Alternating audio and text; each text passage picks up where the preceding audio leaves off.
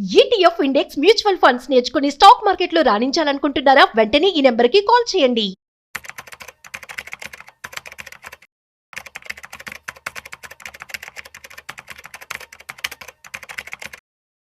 నమస్తే, welcome back to Suman TV. Present మనతో పాటు ఉన్నారు స్టాక్ మార్కెట్ అనలిస్ట్ సుందరరామరెడ్డి గారు. నమస్తే సార్. నమస్తే అమ్మా. సార్, ఇప్పుడు ఎక్కడ చూసుకున్నా ఈ లే ఆఫ్స్, మైక్రోసాఫ్ట్, అమెజాన్, గూగుల్, రీసెంట్గా టీసీఎస్ కూడా 12,000 మందిని తీసేయడం జరిగింది, చూస్తున్నాము. అంటే ఐటీ జాబ్స్ అంటేనే ఒక లగ్జరియస్ లైఫ్ ఉంటుంది వాళ్ళది, చాలా హైఫై ఉంటుంది. అంటే వీక్లీ 2 days ఏమో రెస్ట్ లైఫ్ ఉంటుంది వాళ్ళకి, ప్లస్ శాలరీ పరంగా కూడా. మరి ఇప్పుడు కొత్తగా చూస్తే ఒరాకిల్ కూడా లే ఆఫ్స్ ప్రకటిస్తున్నారు. ఎందుకు అంటారు? 10%. ఎందుకు అంటారు ఇలా లే ఆఫ్స్ రావడం? మరి తర్వాత వీళ్ళ పరిస్థితి ఏంటంటే, బేసికల్ గా లే ఆఫ్స్ అనేది ఇప్పుడు కొత్త ఏం కాదండి, ఎప్పటి నుంచో ఉంది. కాకపోతే ఇండియాలో ఇంత బిగ్ స్కేల్లో లే ఆఫ్స్ ఎప్పుడు జరగలేదు. అండ్ అమెజాన్, యాపిల్, మైక్రోసాఫ్ట్ ఇలాంటి రెగ్యులర్ గా జరుగుతూనే ఉంటాయి. వాళ్ళు ఏదో కంపెనీ టేక్ ఓవర్ చేస్తూ ఉంటారు, వాటిని మెర్జ్ చేస్తూ ఉంటారు, ఎక్సెస్ మ్యాన్ పవర్ ని వాళ్ళు తీసేస్తూనే ఉంటారు. అది మామూలుగా ఆ కల్చర్ అబ్రాడ్ లో ఉంటుంది. బట్ ఇండియా లాంటి కంట్రీస్ లో జనాభా ఎక్కువ కదా, అన్ఎంప్లాయ్మెంట్ ఎక్కువ ఉంటుంది. ఇక్కడ ఉద్యోగాలు పీకడం చాలా రేర్ అనమాట. కావాలంటే హైక్ ఆపేస్తారు తప్ప అట్లా పీకరు. బట్ ఈసారి ఏమైందంటే వాళ్ళు ఆటోమేషన్ టూల్స్ మీద బాగా హెవీగా ఇన్వెస్ట్ చేశారు.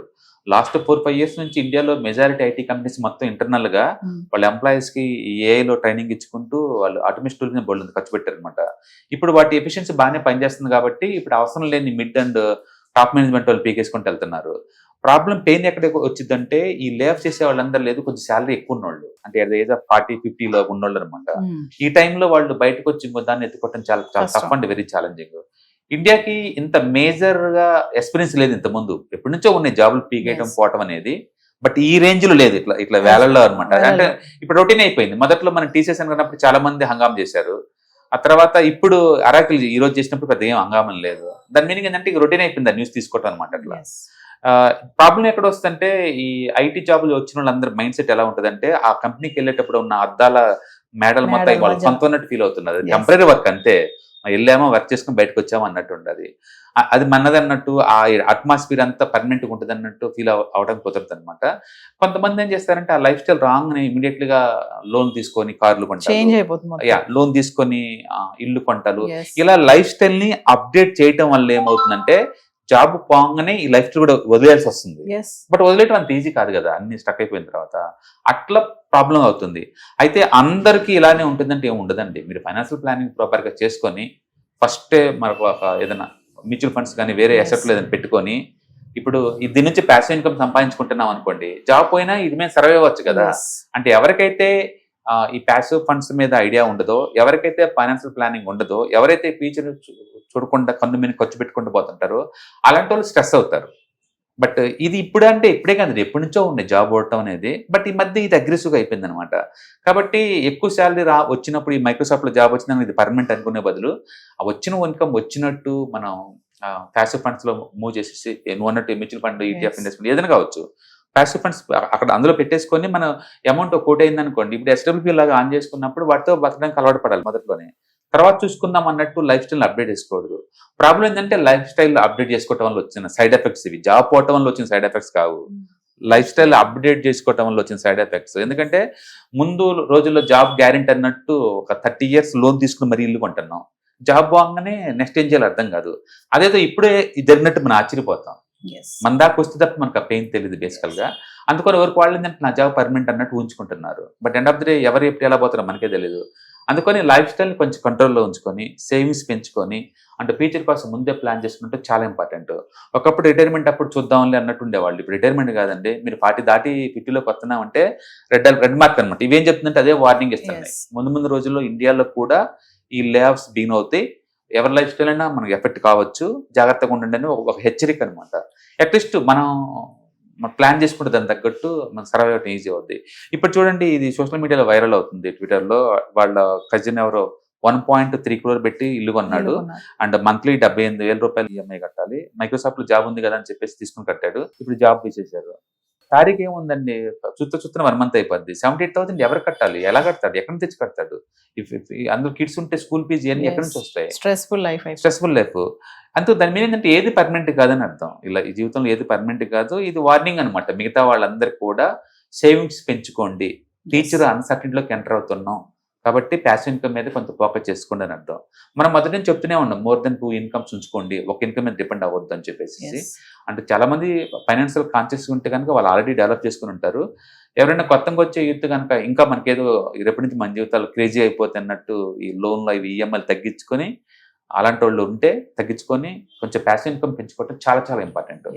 ఏదైనా సరే లైఫ్ స్టైల్ని కంట్రోల్లో ఉంచుకొని ప్యాసివ్ ఫండ్స్ పెంచుకోవడం ద్వారా కొంతవరకు ఇలాంటి వాటిని ఎదుర్కోవచ్చు. రెండోది స్కిల్స్ ఎప్పుడు రిలవెంట్గా ఉండాలి కరెంట్ మార్కెట్ తగ్గట్టు. ఎందుకంటే ఎవరి జాబ్ అని ఏమైనా పోవచ్చు, బట్ మన అప్గ్రేడన్లో ఉన్నాం అనుకోండి, ఈ జాబ్ కాబట్టి ఇంకో జాబ్, ఇంకో జాబ్ ఇంకో జాబ్ అంటే గుర్తుపెట్టుకుంటే అందరూ ఏఐని బ్లేమ్ చేసుకుంటూ పోతున్నారు, కానీ ఆ ఏఐని కూడా రన్ చేయడానికి ఎంప్లాయీస్ కావాలి కదా, అంటే ప్రాంప్ట్ ఇంజనీర్స్ వాళ్ళు కావాలా. కాకపోతే 10 మంది ఉన్న టీంలో ఇప్పుడు 3 ఉంటారు కాబట్టి మిగతా 4 స్ట్రెస్ అవ్వాల్సిందే. అంటే మీరు అంటారు కదా అమెరికా ఎందుకు పోవాలని, రీజన్స్ ఇవే. కాకపోతే అమెరికాలో కూడా ఎఫెక్ట్ అవుతున్నారు గుర్తుపెట్టుకోండి. మైక్రోసాఫ్ట్ ఈ సంవత్సరం దగ్గర 60,000 మందిని వీకేశారు మొత్తం ఓవరాల్ గా, అందుకని అన్ని చోట్ల ఎఫెక్ట్ అవుతున్నారు. సో వ్యూవర్స్, స్టాక్ మార్కెట్ గురించి కానీ, mutual funds, SIP investment planning కానీ, ఇంట్రాడే ట్రేడింగ్ కానీ, కొత్తగా మేము ట్రేడింగ్ చేయాలనుకుంటున్నాం అనుకున్న వాళ్ళు ఖచ్చితంగా సుందర్ రామరెడ్డి గారి ఆగస్ట్ సెప్టెంబర్లో జరగబోయే వెబినార్కి ఎన్రోల్ చేసుకోండి.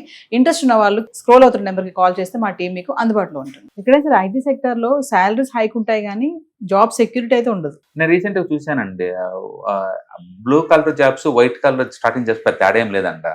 అండ్ ఓలా ఊబర్ డ్రైవర్స్ కూడా నెలకు 30,000 సంపాదిస్తున్నారు. అండ్ ఐటీలో జాబ్ స్టార్టింగ్ కూడా అంతకంటే ఎక్కువ లేదంట. వాళ్ళకేమో స్ట్రెస్ ఎక్కువ, వీళ్ళకేమో ఆడుతూ పాడుతూ అని ఒక కంపారిజన్తో వీడియో చూసాను రీసెంట్ గా. దాని మీద ఏంటంటే రాను మిగతా వాటికి కూడా బాగానే ఇన్కమ్స్ వస్తున్నాయండి. ఇన్కమ్ ఎక్కడైనా ఉంది. కాకపోతే మొదట్లో ఒక 10 years back 15 years back IT అంటే అది క్రేజీ వేరే లెవెల్లో ఉండేది. హై రేజ్ బిల్డింగ్స్, సెంట్రల్ ఏసీలో అవన్నీ కూడా ట్రాన్స్పోర్టేషన్ ఫ్రీ బాగుండేది. ఇప్పుడు మిగతా వాటిలో కూడా లెస్ స్ట్రెస్ తోటి వస్తున్నాయండి అవన్నీ. హార్డ్ జాబ్స్ కూడా సాలరీస్ బాగా పెరిగినాయి ఇవాళ రేపట్లో. అండ్ ఇప్పుడు గవర్నమెంట్ సాలరీస్ అన్ని కూడా మినిమం 50,000 అవుతుంది బేసిక్స్. గవర్నమెంట్ కనుక రీసెంట్ గా పే స్కేల్ కనుక వాళ్ళు యాక్సెప్ట్ చేస్తే నెక్స్ట్ 1 year తర్వాత బేసిక్ సాలరీ 50,000 కాబోతుంది గవర్నమెంట్ ఎంప్లాయీస్. డెఫినెట్ గా అంటే లివింగ్ కాస్ట్ పెరుగుతుంది కదా, దాని తగ్గట్టు అన్ని పెరగాలి కదా. అందుకని ఐటీ ఇంత ముందున్నంత క్రేజీ, ఇంత ముందున్నంత డామినెంట్ ఇప్పుడు ఉంది అంటే లేదు. Rest of the pack develop అవుతున్నాయి ఆల్రెడీ. అందుకని అన్ని చోట్ల ఇప్పుడు ఉందన్నమాట. కాకపోతే అది ఎప్పుడైనా మీ ఏ డొమైన్ లో ఉన్నా సరే ఎంతకంత ఐటీ నాలెడ్జ్ ఉండటం ద్వారా ఏంటంటే మనం ఆ రెస్పెక్ట్ ని, ఆ శాలరీని కమెంట్ చేయొచ్చు. హాయ్, ఈ మంత్ ఈ 3 రోజుల్లో అంటే సాటర్డే, సండే, మండే ఈ 3 రోజుల్లో ETFs, index funds, mutual funds గురించి ఎలా సెలెక్ట్ చేసుకోవాలి, ఎలా ఇన్వెస్ట్ చేయాలి, బెస్ట్ వాటికి ఎలా చూస్ చేసుకోవాలి, వీటి మీద ఈ 3 days వెబినార్ జరగబోతుంది ఆన్లైన్ లో. అండ్ ఇంట్రెస్ట్ ఉన్న పార్టిసిపెంట్స్ ఈ కింద స్క్రోల్ అవుతున్న నెంబర్ కి కాల్ చేసుకోండి. దీంట్లో ఎప్పటిలాగానే మ్యూచువల్ ఫండ్స్ ని బెస్ట్ వాటిని ఎలా పిక్ చేసుకోవాలి, different type of mutual funds అంటే ఏంటి ఇవన్నీ, అలాగే ఈటీఎఫ్స్ కొత్తగా వచ్చిన ఈటీఎఫ్స్ వాటిని ఎక్కడ ట్రాక్ చేసుకోవాలి, ఎలా ఇన్వెస్ట్ చేసుకోవాలి, ఇండెక్స్ ఫండ్స్ కూడా ఇలా మొత్తం మీకు కాంప్రహెన్సివ్ గా డిస్కస్ చేయబడుతుంది. అలాగే ఎవరైనా మ్యూచువల్ ఫండ్ డిస్ట్రిబ్యూటర్ అవ్వాలి అనుకున్న వాళ్ళకి వాటి గైడెన్స్ కూడా ఈ ప్రోగ్రామ్ లో ఇవ్వబడుతుంది. మొత్తం టోటల్ ఇది 6 hours ప్రోగ్రామ్, 3 days ఉంటుంది. ఇంట్రెస్ట్ ఉన్న పార్టిసిపెంట్స్ అందరూ కూడా కింద స్క్రోల్ అవుతున్న నెంబర్ కాల్ చేసుకొని ఈ వెబినార్ కి బుక్ చేసుకోండి. Thank you.